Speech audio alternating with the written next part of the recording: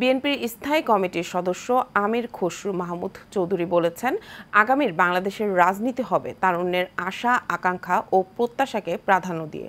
শনিবার দুপুরে খাগড়াছড়ির দীঘিনালা উপজেলা মেরুং উচ্চ বিদ্যালয় মাঠে ত্রাণ বিতরণ অনুষ্ঠানে যোগ দিয়ে তিনি এমন মন্তব্য করেন। বিস্তারিত মণ্ডল এনামের রিপোর্ট। দুপুরে খাগড়াছড়ির দীঘিনালা উপজেলা মেরুং উচ্চ বিদ্যালয় মাঠে ত্রাণ বিতরণের অনুষ্ঠানের আয়োজন করে স্থানীয় বিএনপি নেতারা। ত্রাণ বিতরণ শেষে বিএনপির স্থায়ী কমিটির সদস্য আমির খসরু মাহমুদ চৌধুরী বলেন, শেখ হাসিনা পলায়নের পর নতুন বাংলাদেশের স্বপ্ন দেখছে দেশবাসী। বাংলাদেশের একটি নতুন যুগের সূচনা হয়েছে, তাই না? আমরা আগামী বাংলাদেশের স্বপ্ন দেখছি না? এই আগামী বাংলাদেশের রাজনীতি হবে কিন্তু ভিন্ন।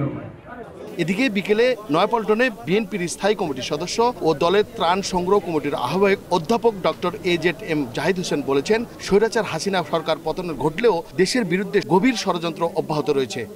দেশের বিরুদ্ধে গভীর ষড়যন্ত্র যে হচ্ছে, আশেপাশের দেশের বড় বড় নেতাদের অনেক কথা শুনলেই আপনারা বুঝতে পারছেন।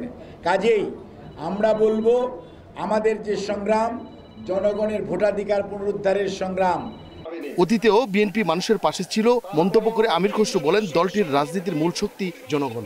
আগামী বিএনপির বাংলাদেশের রাজনীতি হবে বাংলাদেশের মানুষকে নিয়ে, বাংলাদেশের মানুষের প্রত্যাশা নিয়ে, বাংলাদেশের মানুষের আকাঙ্ক্ষা নিয়ে, বাংলাদেশের মানুষের সমস্যা নিয়ে, বাংলাদেশের মানুষের ভবিষ্যৎ নিয়ে।